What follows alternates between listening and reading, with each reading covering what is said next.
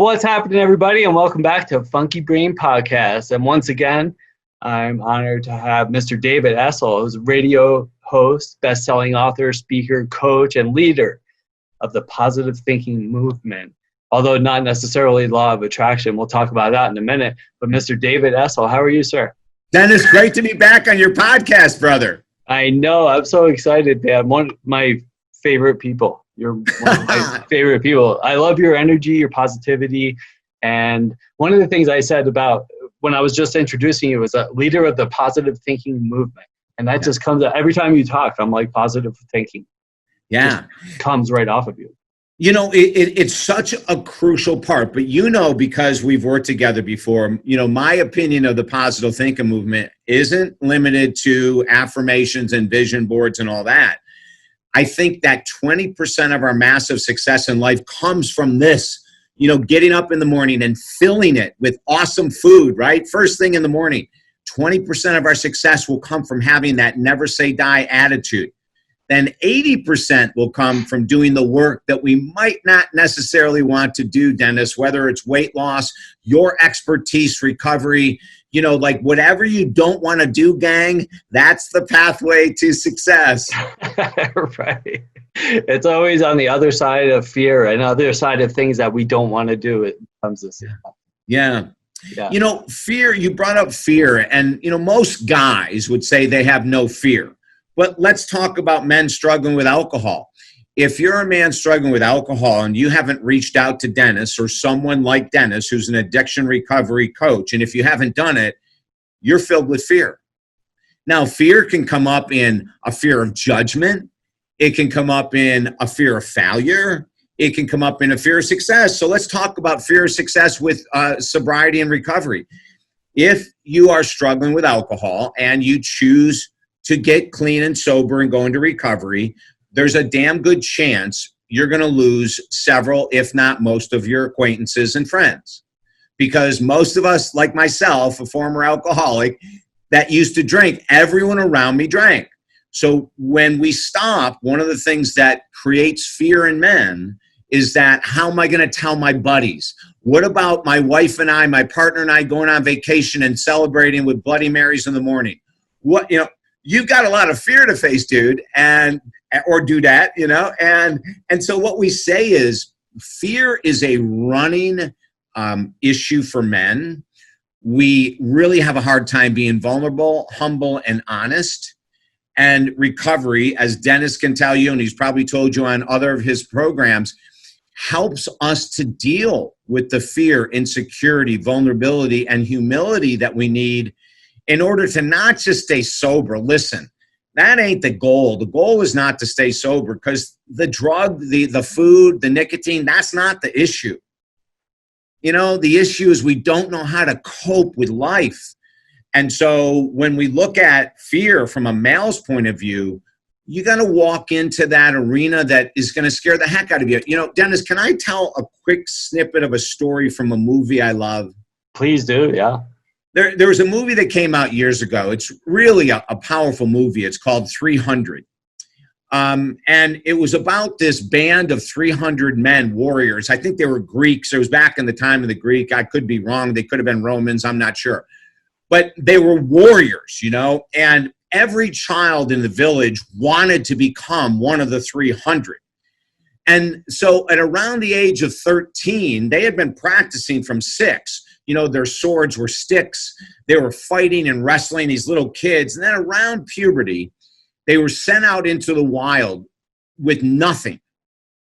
And those who made it back, attacked by wolves and bears, and, it was wintertime. They had no clothing. They had to find a way to survive. Those who made it back became part of the 300. But a lot of them never made it back. And so at 13, they were training these people how to deal with fear. Now, is that an extreme example? Not for the time. It wasn't extreme at all. And so when we look at children today, we coddle them.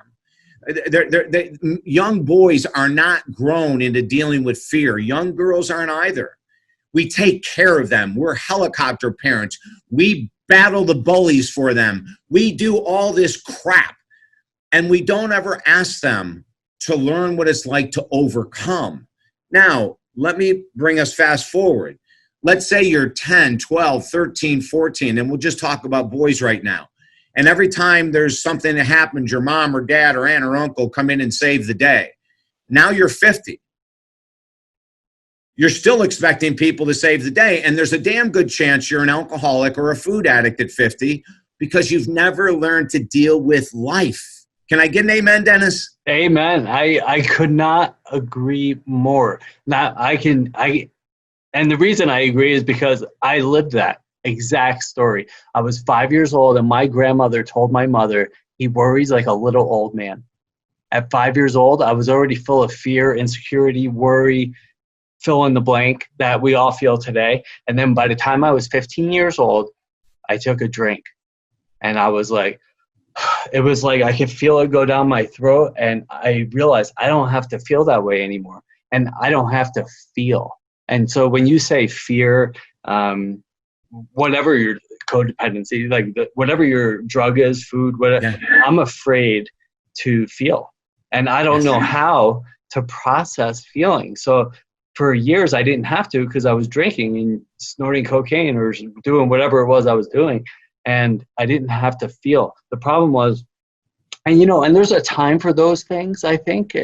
But if you have an addiction problem like me, or like you can't use those substances because for me, it stops me from growing and learning. So I had to stop. But for some normal people, I'm not mad at alcohol. I know people can drink, have a few drinks, kind of escape for a few hours and then come back to normal. I was never able to do that. And I never learned how to.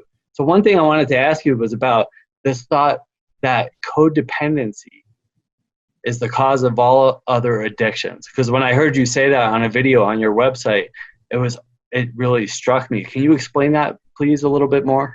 Yeah, codependency means that we need to lean on or to be dependent on something outside of ourselves in order to live.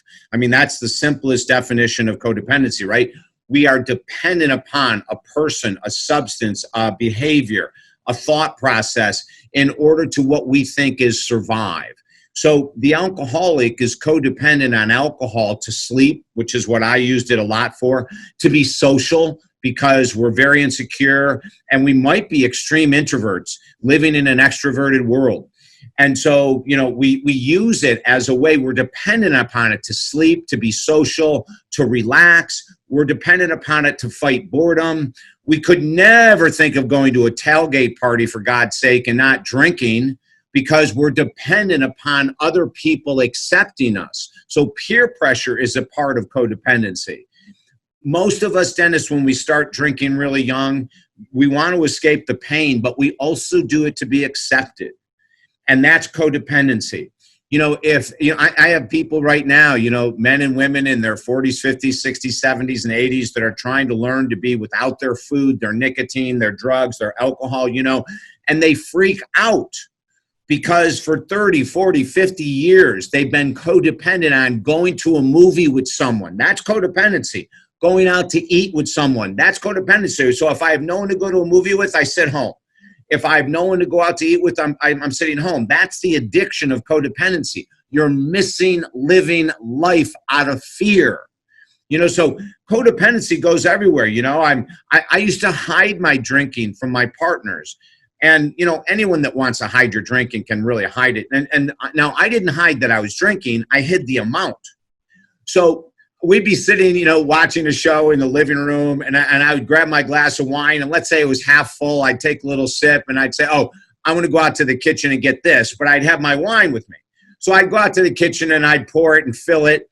And, of course, my partner at the time was watching the show, and I'd come back down and sit, and she never looked to see if I had refilled my glass, right? But I was codependent on the alcohol.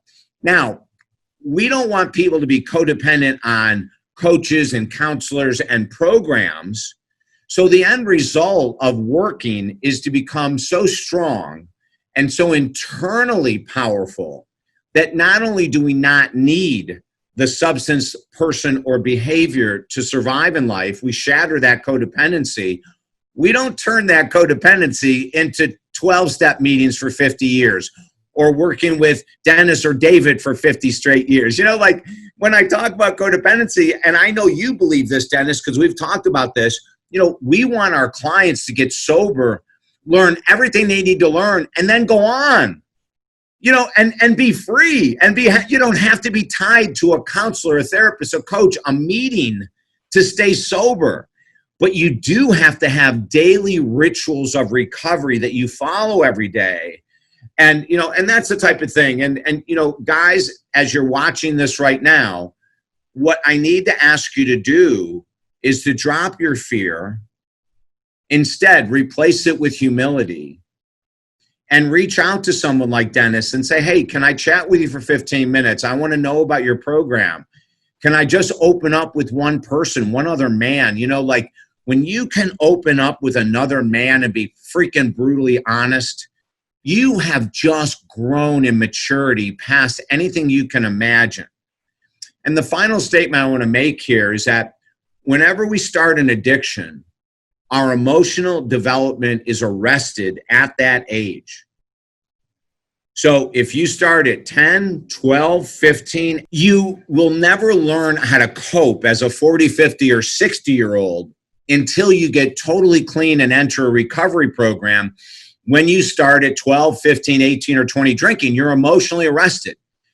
Now you might have toys and cars and a house and all that, and you go, oh, I'm a successful 50-year-old, but not emotionally. Emotionally, you're unavailable, because instead of learning how to deal with boredom, shame, irritability, guilt, anger, rage, resentment, low self-confidence, low self-esteem, you're leaning on a substance. That's codependency. So when we take that away, but this isn't all pretty pictures. When we take it away, it's like taking away a stool that you're sitting on. It's a huge awakening, man. You hit that floor and all of a sudden something happens and you don't have something to reach for to numb it. You don't have the money to buy something to take your mind off your stress, or to drink, or to smoke, or to eat, we work with a lot of men who are so codependent in relationships that they will jump from a bad marriage to a dating relationship and have 30 days in between at the most, or they'll have it set up. Women do it too. They'll have it set up where, oh, my relationship sucks, but I've got someone on the side. That's called codependency, man, because you can't deal with reality of being single. This is why we say that codependency is the largest addiction in the world. We coined that phrase in 2002, and it's the truth. Yeah, that is powerful stuff, and I can relate 110% because that's me. Yeah. So, what I talk about in my book was, first, you can't solve a problem you can't admit exists. So step one always is like, okay, I have to be honest with myself and say, there's something wrong here. I'm not as happy as I want. I don't have as much money as I want, the relationship I want, I'm not the health that I want, whatever it is that you're after. First, you have to be aware that something is not going right. And then you can go to work to fix it. And then there's that humility that you're talking about. So I always want to be open. When you said if you can honestly open up to another man, the freedom that you feel almost immediately is unparalleled, because these are all things that I've been holding inside my whole life, and in most cases subconsciously. I didn't do it on purpose. I wasn't purposely stifling my feelings about everything that was going on in the world. I just was not humble enough to let it out. And those were some of the reasons I drank or used drugs or was unsuccessful or whatever it is. But it's always the drinking or the harmful behavior is not the problem. It's what I'm using to cover up the problem. Right. Now, as men, let me go back conversations with men. So let's say you're watching Dennis and I right now, and you're saying, I've never had a deep relationship with a man where I was 110% honest. How do you start it? Like, this is an important question. How do we start a conversation with men when we've never had a deep conversation with men? And I'm going to give you the answer right now, and this is crucial. If you're a man, I'm going to tell you to write this down. Very first thing you have to do is you have to ask your friend, say, I want to share something with you in confidentiality. I'd love really to be able to share what I'm going through. It's not fun. I'm in a lot of pain. I'm going to ask if you could please just sit with me and listen. I'm going to ask you, please don't fix it, solve it. Don't give me any advice. If you could sit and listen to my discomfort, I would be so grateful. If this doesn't feel right to you, and if during my conversation you feel the need, you're going to jump out of your skin if you don't tell me what to do, I'll stop my story because I don't want to make you uncomfortable. But at the same time, if you could sit and listen, I would be so grateful. And in return, if you ever have the need, I'll do the same thing for you. Dennis, if we don't teach men the guidelines of how to sit and be an active listener without participation, why do we expect a man to not give advice? Men are raised to be the problem solvers, the solution, that's what we're raised to do. But a real man needs to be able to vent without being told what to do. He just needs to be able to find another guy and to open his heart and to sit and say, could you sit with my pain? Now, this is no different than a man talking to a woman. I use the same model with women because a lot of women, out of their own intention, codependency, family raising, were taught to be problem solvers too.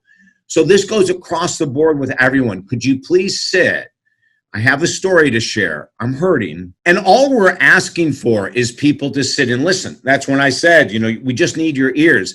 We don't need this. We don't need this. We don't need anything other than just you to sit and listen. And I'm going to say this again. It's the same thing with women. Ask them to sit and listen. If you're a woman and you have a close friend who always gives you advice, do the same thing. Men have a much more difficult time sharing their depth of emotions than women, and it's all societal based, it's mass consciousness crap.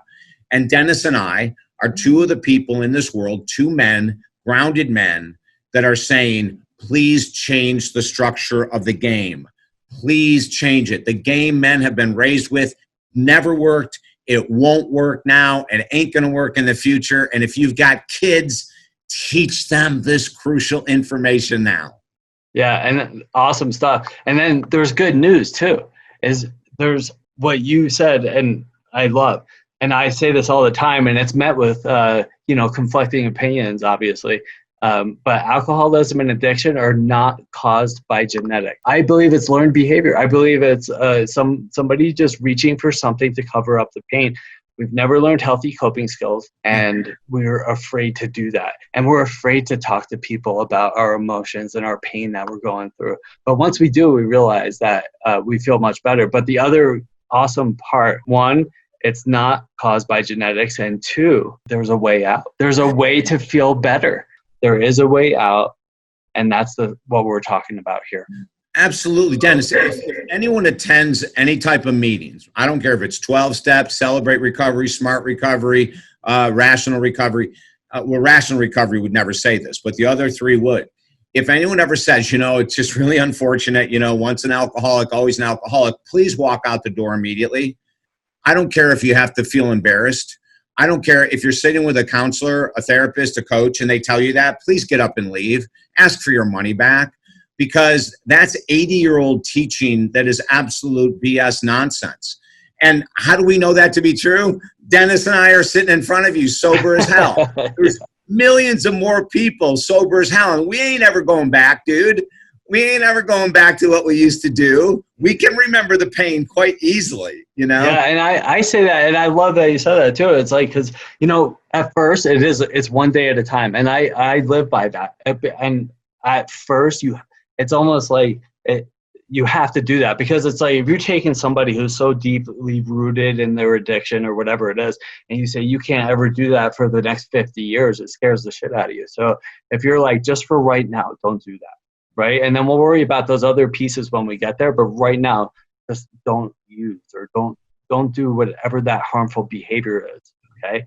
Just right now. But I say, I'm 17 years sober, and I'm never going to drink again. And I'm comfortable with that, and I'm not cocky about it, and I don't tout it or anything like that. I'm just saying, like, I am a great example of success because I've taken the steps to get here. And it was a painful road.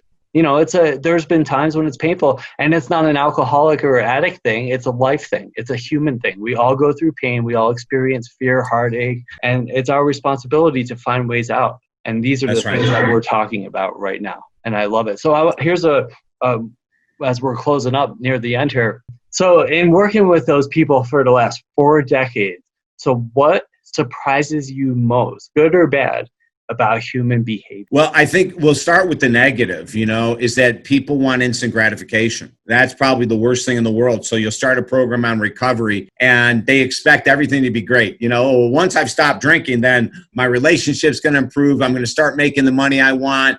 Hell no. When you stop drinking, you're stopping drinking. That's it.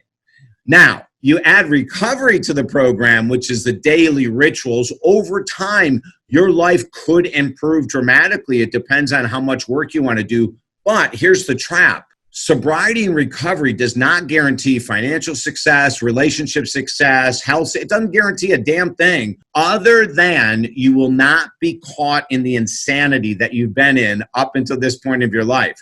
But it's not like a cure-all that all of a sudden life is going to be perfect. I think that's really important. And the second thing is, I think that we have to remember, and this is the amazing plus side. Dennis just mentioned he's been recovered a long time. I've been recovered a long time.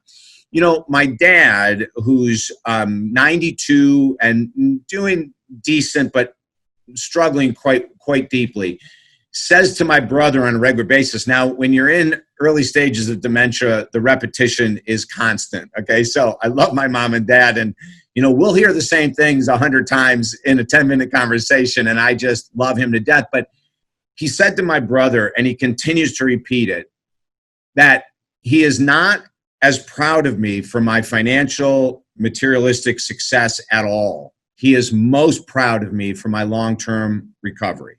And, it's amazing. My dad cuts right to the core. He's not impressed with anything that has to do with the materialistic world. He's very impressed when people make massive changes that are hard.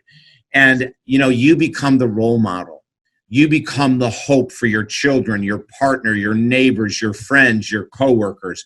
You become a model of success and recovery that you will eventually, whether meaningfully or not, touch someone else and lead them down the same road. And Dennis, you and I know service is everything. And for us to be able to talk openly about this gives other men, especially other men who are afraid to be vulnerable, a chance to pick up the phone and call you, text you, visit your website, and start the process of their recovery today. Awesome. Yeah, I couldn't have said it better myself. You're an inspiring man, and I appreciate you. I appreciate you taking the time to come sit here with me today once again, and I look forward to doing it again sometime soon. Is there anything you want to say in closing to people who are listening? Well, I would say this. You're a guy and you want help, contact Dennis today. That's my first step, is that you got to make that move. You've got to make the move. If I can help you in any other area of your life, visit us at talkdavid.com. I mean, we've got tons of books. We have a free 2-day-a-week inspirational video you can sign up for free. So go to talkdavid.com for all this other stuff. Dennis is leading a podcast on addiction recovery for men because he has a passion for it. He's damn good at it. And there are millions of men that need his help. So those are my final thoughts, Dennis, is that we've got to get men to get off the couch, to pick up the phone, to get online, and to ask for help. Thanks, David. I appreciate all the kind words. And again, if you are struggling, please reach out. Here to help always. And thanks for listening. Call me today, not tomorrow when you're feeling sick and hungover and regretful once again, because I know what it feels like to be there too. Have a great day today. Talk to you soon. Hey, Dennis here. Have you ever looked in the mirror and thought, I need to quit? Or maybe you've tried dozens or even hundreds of times on your own, but you can't do it. If you are sick and tired of being sick and tired, call me now for a free 20-minute consultation. We'll just talk for a little bit and we'll see if you don't feel better. And while we're all dealing with the COVID pandemic, I'm offering 2 free full 40-minute coaching sessions. We'll get you set up with the tools you need to become successful in recovery and sobriety. I know from experience, having been sober since April 8th of 2003, that it is not easy.